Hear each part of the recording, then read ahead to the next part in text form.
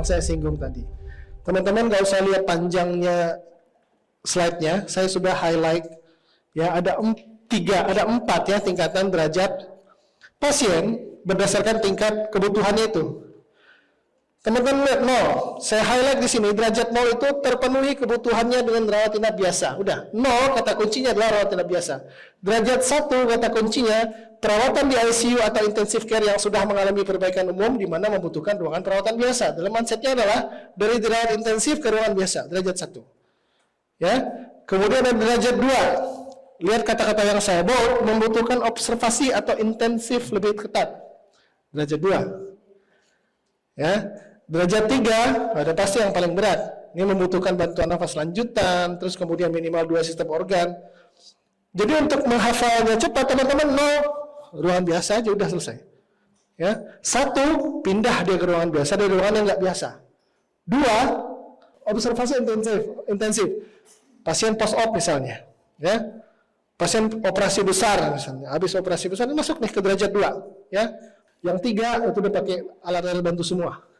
Ini yang akan kita terapkan di Bunda Halimah. Nih, ini saya bikin ini untuk transfer intramural ya, transfer internal, transfer antar lingkungan rumah sakit ya, sesuai dengan derajat tadi.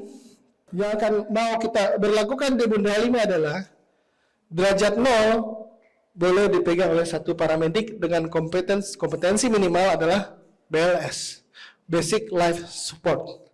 Ya, terus kemudian peralatan utama tidak ada peralatan untuk syarat-syarat utama, ya, tidak ada yang khusus. Kemudian lanjut ke derajat 1 paramedik boleh, cuma keterampilan yang dibutuhkan adalah pemberian obat-obatan, bisa suction, kenal akan tanda deteorisasi. Peralatan utamanya apa? Oksigen, suction, tiang infus portable, ini oximetry denyut ini karena ditranslate ya, pulse oximetry. Ya, jadi nggak ada lagi yang bilang alat itu alat saturasi, itu namanya pulse oximetry ya, teman-teman ya. Nah, kemudian derajat 2 adalah pasien yang membutuhkan observasi yang lebih ketat atau lebih intensif ya.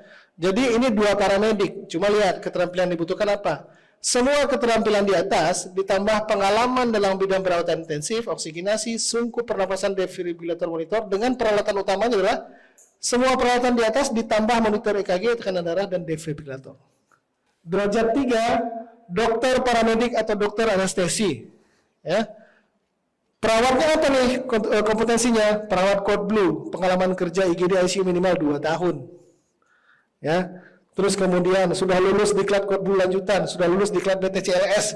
Nah kalau misalnya belum 2 tahun, kalau sudah lulus diklat code blue, kemudian sudah lulus diklat BTCLS, bisa dong. Ya kan?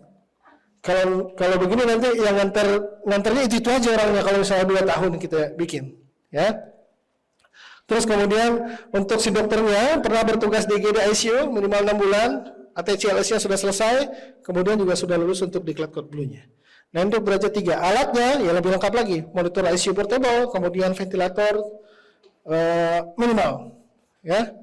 Ini untuk transportasi kita di rumah sakit ini.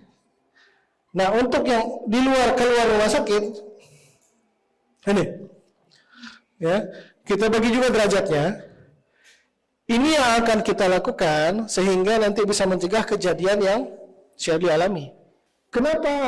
Ya, ajal itu kan sudah ada ininya, ya. Cuma kita berusaha. Kita punya ilmu, kita punya teori.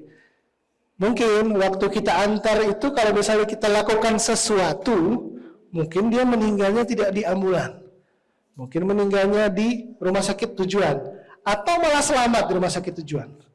Ya, jadi pengetahuan akan hal tersebut berhubungan dengan keterampilan yang dibutuhkan pada saat si petugas mengantarkan pasien keluar rumah sakit.